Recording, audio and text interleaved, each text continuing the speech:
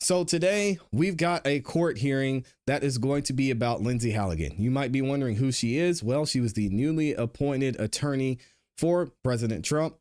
And there's been a lot of issues and there's been a lot of concern with how Lindsay Halligan was appointed, because as soon as she got into her position, she went after James Comey. She went after Letitia James.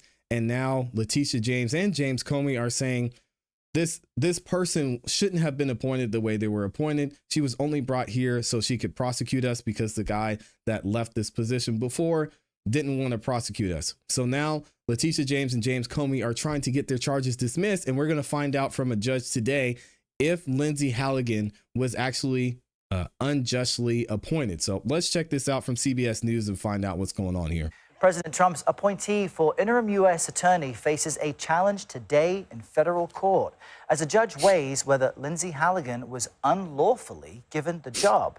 Today's hearing is part of an effort by former FBI Director James Comey and New York Attorney General Letitia James to get their cases tossed before trial. CBS News legal reporter Katrina Kaufman joins me now with the latest on this move. Katrina, good morning.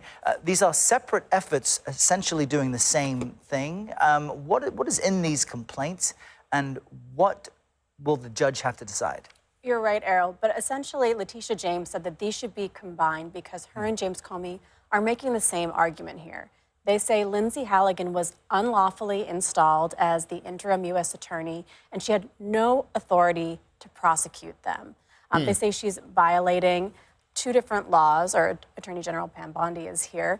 One is a statute that designates you can appoint an interim attorney for 120 days. They say Pam Bondi can only do this once, Errol. They also say this is in violation of the Appointments Clause of the Constitution, which says ultimately the president has to name someone that is confirmed by the Senate.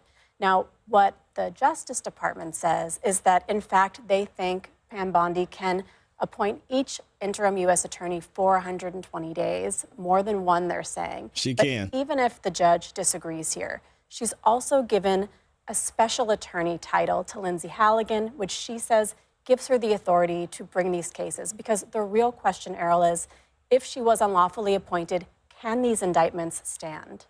And how might the outcome impact cases against James and Comey? I mean, they could potentially ultimately be dismissed. It all depends what this judge decides. So there's the question, was she unlawfully appointed? If so, should the cases still be dismissed?